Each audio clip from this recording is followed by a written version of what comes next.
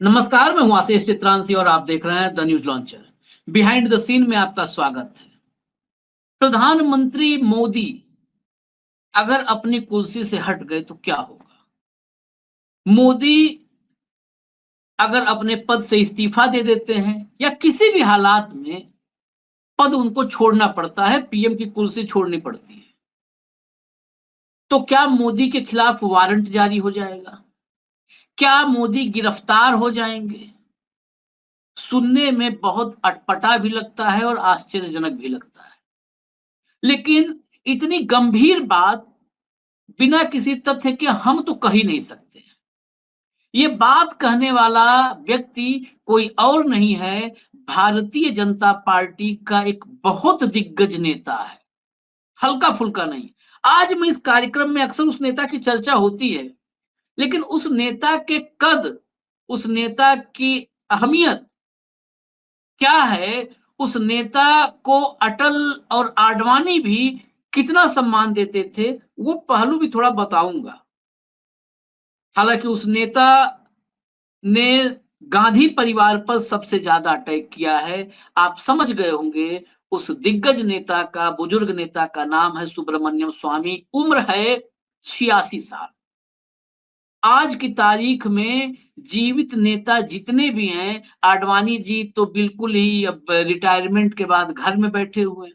सक्रिय रूप से राजनीति में, मीडिया के बीच, तमाम इंटरव्यूज में अगर कोई नेता सक्रिय है और सबसे ज्यादा उम्रदराज है तो सुब्रमण्यम स्वामी ही। शरद पवार भी उनसे उम्र में थोड़ा सा छोटे हैं, मल्लिकार्जुन खड़गे भी उनसे थोड़ा सा छोटे हैं।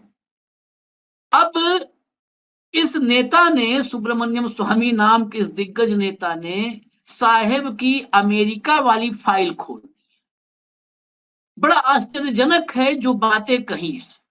सुब्रमण्यम स्वामी की बातों पर अगर यकीन करें, अब हम पुष्टि तो नहीं कर सकते, हमारे पास कोई भी ऑथेंटिक ऐसा दस्तावेज है नहीं, लेकिन सुब्रमण्यम स्वामी के आरोपों और जुबान पर इस देश में दशकों तक मुकदमे चले हैं।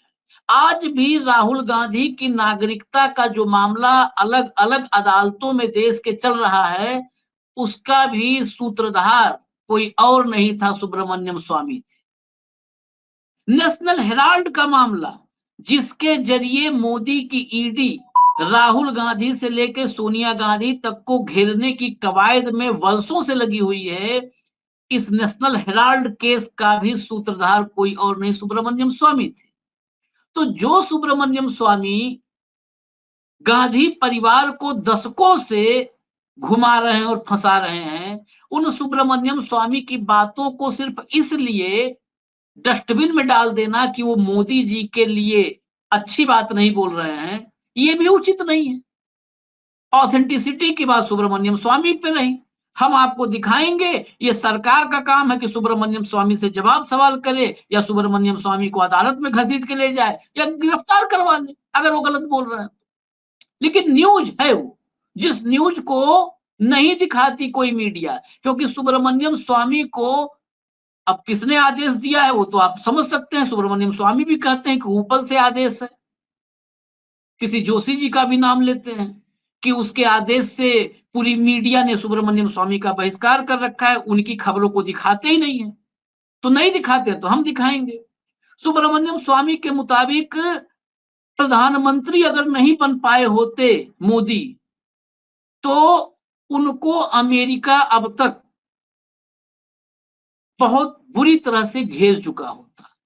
उनकी फाइल तैयार थी और उन्हें सजा भी किसी न किसी तरीके से भारत से निकाल करके दे चुका हो। प्रधानमंत्री बनने के बाद स्थितियां बदल गई और मोदी बच गए। और सुब्रमण्यम स्वामी के मुताबिक अब भी मोदी इसीलिए अमेरिका के सामने नतमस्तक रहते हैं, जुबान नहीं खुलती अमेरिका के सामने मोदी जी की, क्योंकि अगर जुबान खोलेंगे तो फंस जाएंगे। हालात यहां तक हैं कि अगर मोदी कुर्सी छोड़ दें, प्रधानमंत्री की हट जाएं, तो वारंट जारी हो जाएगा। वारंट जारी मतलब गिरफ्तारी की कवायद शुरू हो जाएगी। मैं एक पॉडकास्ट में जो बोला है सुब्रमण्यम स्वामी ने, उसका ट्रांसक्रिप्ट यानी हूबहू जो उसका हिंदी रूपांतरण है वो आपको पढ़ के बताऊंगा, क्योंकि किसी की निजी प्रॉपर्टी है जो पॉडकास्ट है, तो वो हम नहीं बता सकते, दिखा सकते आपको, लेकिन उसका हूबहू जो हिंदी रूपांतरण है वो मैं आपको पढ़ के बताऊंगा। जरा वो पॉडकास्ट का जो हिस्सा है उसका हिंदी रूपांतरण लाइए, स्क्रीन पर लाइए। देखिए, सुब्रमण्यम स्वामी बोलते हैं कि अमेरिका तो मोदी को नियंत्रण में रखता है दस्तावेजों के आधार पर। पत्रकार ने पूछा कौन से दस्तावेज? सुब्रमण्यम स्वामी ने कहा मैंने अमेरिका से कोई दस्तावेज प्राप्त तो नहीं किया, लेकिन जो बातों में क्या, आखिरकार मैं हार्वर्ड का प्रोफेसर भी रहा, तो जो बड़े लोग बड़े-बड़े जगहों पर हैं, वो मुझसे कहते हैं कि पहले ही दिन कह दिया था जो बड़े-बड़े लोग हैं कि इसको हम फांसी देने वाले थे यूनाइटेड स्टेट्स में यानी अमेरिका में, क्योंकि इसके जो लॉ मिनिस्टर थे हरेन पांड्या, उस वाले केस में हमारे पास प्रूफ है और हमारा अधिकार है कि मानवता के आधार के मामले के आधार पर हम दुनिया भर में ये काम करते हैं, तो इसको हमने लिस्ट में डाला था और इसको आने के लिए कहा था, पर ये आया नहीं और बाद में ये पीएम बन गया। अभी भी मैं कह रहा हूं कि अगर ये प्रधानमंत्री नहीं रहा तो अमेरिका वारंट इश्यू कर देगा। अब ये हटा दीजिए, हरेन पांड्या मंत्री थे, मोदी के मुख्यमंत्री रहते, उनकी हत्या हो गई थी, वॉक के लिए निकले, हत्या हो गई। हरेन पांड्या जो सुनीता विलियम्स, दुनिया भर में नाम है, भारतवंशी हैं और अंतरिक्ष में इतना वक्त गुजार के आई, अभी अंतरिक्ष से बहुत सबसे लंबा समय गुजारना पड़ा उनको, वहां पर फंस गई थी, आई हैं।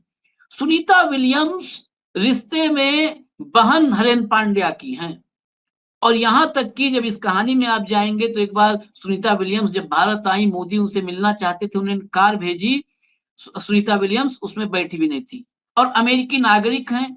क्या ये उस सब से जुड़ता है कि सबूत भी हैं? अब ये तो सुब्रमण्यम स्वामी जाने, लेकिन मैं आपको सुब्रमण्यम स्वामी का थोड़ा इतिहास का उनका हिस्सा भी बताऊंगा, लेकिन ये कोई पहला पॉडकास्ट नहीं है या पहली बार ऐसी फाइलों को लेकर के सुब्रमण्यम स्वामी ने चर्चा नहीं की है। इससे कुछ दिन पहले, अभी मुश्किल से एक पखवाड़ा पहले, सुब्रमण्यम स्वामी ने एक पॉडकास्ट में कुछ बातें और बोली थी जिसमें वीडियो, सीडी और फाइल जैसी कुछ बातें थी। मैं उसका भी हिंदी रूपांतरण, जब आज इस कहानी पे चल रहे हैं तो थोड़ा और पीछे चले, उसका भी हिंदी रूपांतरण आपको दिखाता हूं, जरा प्ले कर दीजिए फटाफट उसको भी स्क्रीन पर। ये देखिएगा, सुब्रमण्यम स्वामी ने कहा लाल आंखें दिखाया किसको? तुम्हें दिखाया, अखबार वालों को दिखाया? ये लाल आंखें मोदी जी दिखाएंगे कि नहीं, चीन ऐसा कर रहा है, इस पर सवाल थी। तो स्वामी ने कहा लाल आंखें दिखाया किसको? तुम्हें दिखाया, अखबार वालों को दिखाया, चीन को तो नहीं दिखाया। चीन को दिखाएगा तो वो बोलेगा कि जब तुम मुख्यमंत्री थे तब तुमने जो भी किया था उसका वीडियो है मेरे पास, और वो दे भी देंगे, वो वीडियो दे भी देंगे। आप जानते नहीं कि हम कितने निकट थे चीन के, इसके बारे में उनके पास इतने बड़े दस्तावेज हैं, वो हाथ से इशारा भी बताया कि बहुत बड़े दस्तावेज हैं। पत्रकार ने कहा अमेरिका के पास भी दस्तावेज है? सुब्रमण्यम स्वामी ने कहा हाँ हैं, इसीलिए तो दोनों के सामने ये कुछ नहीं बोल सकता। वो कहता युद्ध विराम तो हाँ भाई युद्ध विराम, वो कहता दोनों बैठो तो ये हाँ भाई बैठ गए। क्या बैठना पाकिस्तान के साथ? हम तो चीन और अमेरिका से अपने संबंध समझते थे, लेकिन अब तो वो हमारा नाम ही नहीं लेते, अब तो चीन और अमेरिका बस चैप्टर क्लोज। अब आप समझिए ये दोनों कनेक्ट हैं। अभी फाइल की बात की और उस दिन, ये पहले का था और ये लेटेस्ट है। पहले उन्होंने कहा था अमेरिका के पास भी फाइल है, कुछ फाइल तैयार है।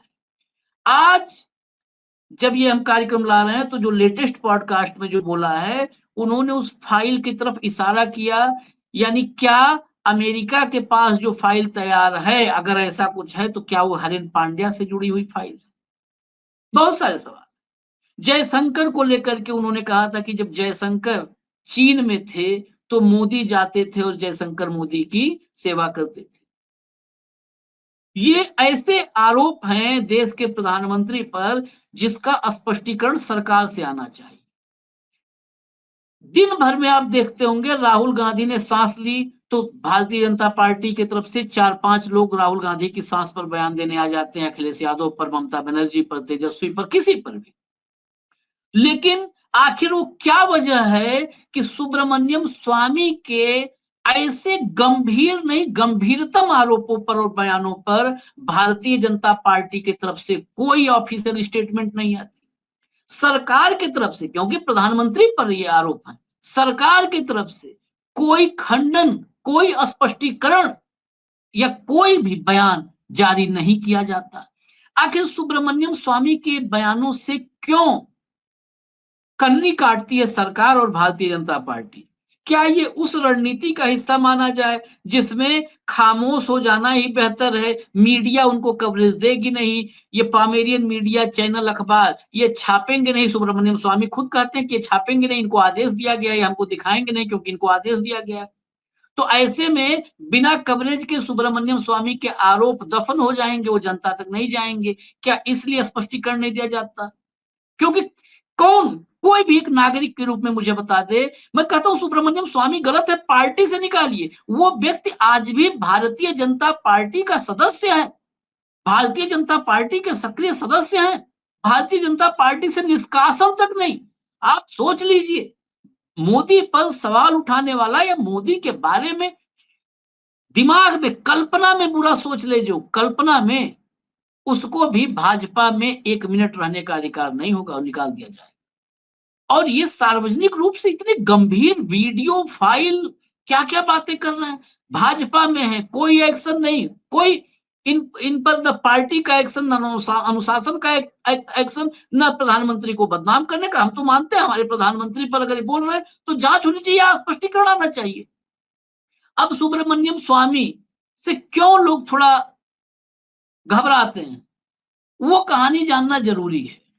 दरअसल सुब्रमण्यम स्वामी 1969 में दिल्ली विश्वविद्यालय में प्रोफेसर बने और दिसंबर 72 में, क्योंकि ये उस समय जब ये प्रोफेसर दिल्ली विश्वविद्यालय में बने तो इनके कई लेख आते थे, इनके कई जो है अर्थशास्त्र पर, इकोनॉमी पर, और कहते थे कि 10% का जो ग्रोथ रेट है ये हासिल किया जा सकता है, पंचवर्षीय योजनाओं का कोई महत्व नहीं है, हमें आत्मनिर्भर बनना होगा, विदेशी सहायता पर नहीं निर्भर होना होगा, ऐसे इनके विचार थे। उस दौर में ऐसी चीजें सरकार सोच नहीं पाई। इंदिरा गांधी को लगा कि ये व्यक्ति मतलब उल-जलूल बातें कर रहा है। तो इंदिरा गांधी ने दिसंबर 72 में, कहा जाता है कि इंदिरा गांधी के दबाव में दिसंबर 72 में निकाल दिया गया दिल्ली विश्वविद्यालय से। उसके बाद ये एक्टिव रहे। सबसे उसके बाद तो और घनघोर एक्टिव हो गए।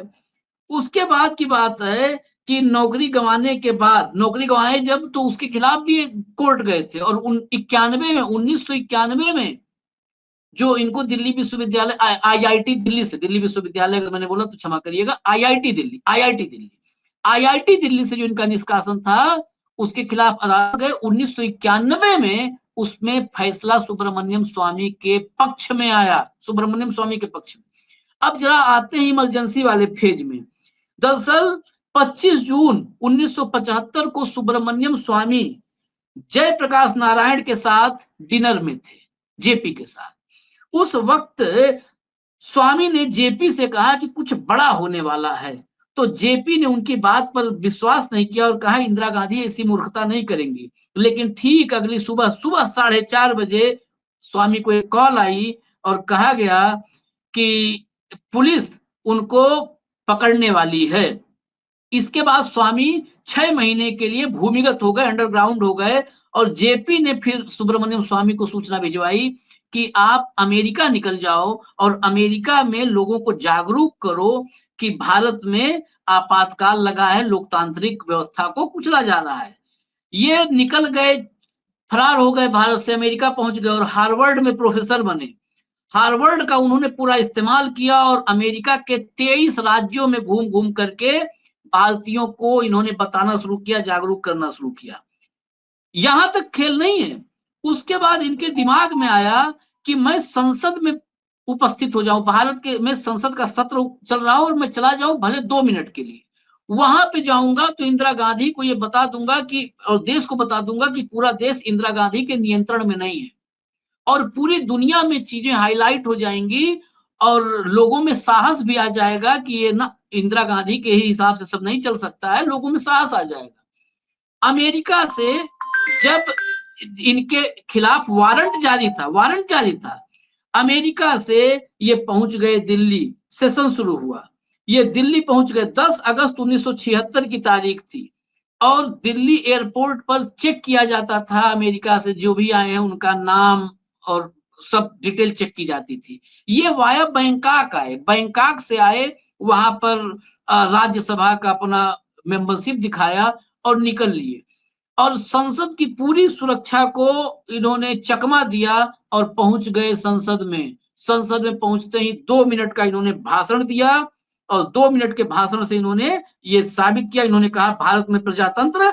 मर चुका है। और फिर 10 अगस्त 1976 को संसद में भाषण देके फिर फरार हो गए, और कोई पकड़ नहीं पाया, नेपाल के रास्ते फिर अमेरिका पहुंच गए। आज भी स्वामी ये बात कहते हैं कि सिर्फ मैं इंदिरा गांधी को ये बताने के लिए आया था कि वो सर्वशक्तिमान नहीं है और पूरी देश उनकी मुट्ठी में नहीं है।